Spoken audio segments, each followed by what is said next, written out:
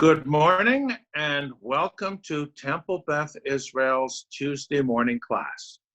I'm so happy all of you are able to listen to this class.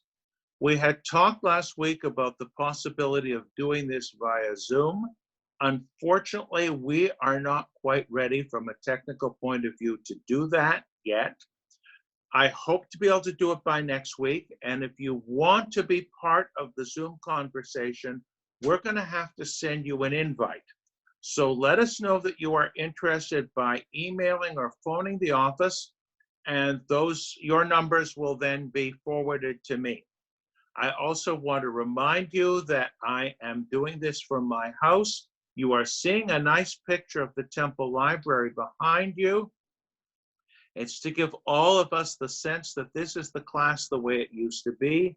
We can imagine that we're in the library, all of us sitting around the table, having a good discussion. I want to talk about something this morning, and I'll tell you how I came to the topic and all the interrelationships. And it involves a little bit of Hebrew and a little bit of English. We're going to talk about both languages and how words that we are so familiar with can be used in different ways. Let me begin with the word bracha. In Ashkenazi Hebrew, bracha, you know the word. Oftentimes it's just simply understood as prayer, but from a more technical point of view, it's something that begins from a formal perspective. Baruch atah Adonai Eloheinu melech haolam. The word Baruch and the Hebrew root, I'm just giving you the background for those of you who may understand where I'm going with this. Bet Resh Ka is translated into English different ways. I'm going to refer to one of the examples that you are familiar with from the priestly benediction. Yivarechecha Adonai ve'yishmerecha. Yivarechecha and Baruch have the same root. You may have picked this up. May God bless you. Aaron, the high priest in the book of Numbers, is asking God to bestow his blessing on the people. Now, I have tended to translate this differently from the standard translations. The standard translations, may the Eternal One bless you and keep you. We all learned in Hebrew school that vav, the yishmerecha, means and, but I think it's more than that. It's not blessing us and something or another. It's blessing us by doing something or another, by guarding us and by protecting us. The yishmerecha, shin, mem, resh, the same root you would have for the word shomer, which be the word you'd use for the guard, the security guard, standing outside our building. We receive God's blessing not just as a spiritual idea, not just something internal, not just something that makes us feel good, but physical protection. Now, what motivated me to talk about this morning? Above and beyond all our general concerns. I was looking for something, and I found in the book I was looking in one of my note cards where I jot down references and notes. And it referred to something that was written by a teacher of mine at the Hebrew Union College. For those who are curious, I'm talking about Hanan Brichto, who wrote a book about curse in the Hebrew Bible. Now, what's curse? It's the opposite of blessing. Curse, as he put it, the opposite of blessing, and blessing is the opposite, the antonym of something like disaster, threat, danger. A blessing is a protection or an immunity from harm. So if we say we curse somebody out, those two words to us are just words, and they're nasty words and they're rude words. But in the ancient world, they had a sense of power We were asking the divine powers, we were asking God, divine powers by the non-Israelites, God by us, to bestow pain and harm on someone. The pain and the harm would be physical. Whether it would be that there wouldn't be rain and the crops wouldn't grow, would it be a disease, maybe military disaster, but that's what a curse would be, and a blessing is the opposite of it. Now, the word immunity. Again, now we're leaving Hebrew behind us for a moment, and we're thinking about English. I like to think twice when I can, and I always should, when my mind is sharp, and I hope it always is, about the words we are using. Immunity is used in two different but similar senses. We've talked a lot about immunity from diseases. It's very, very relevant right now. We hope that can be something that we will have available very, very soon. And throughout our history, medical science has developed in many positive ways. But immunity can also mean exemption from liability, obligation, persecution. We've all heard about diplomatic immunity. We've heard about people who are alleged to have committed some sort of crime, and they plead their way out of it by testifying in favor of the prosecution, and in exchange, they are given immunity, protection. Nothing happens to them. So taking the two words, and they're the same word in many ways in English, immunity, that my teacher Brichto said that blessing is an exemption from liability, obligation, responsibility, immunity.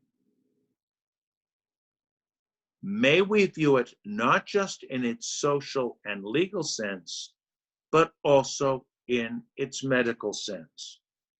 Our ancient ancestors, and some not so ancient, viewed plagues as being directed by some supernatural power, by God. It was not uncommon for people to respond to plagues when medical help wasn't available, or they didn't even know it was a possibility, by praying for divine intervention.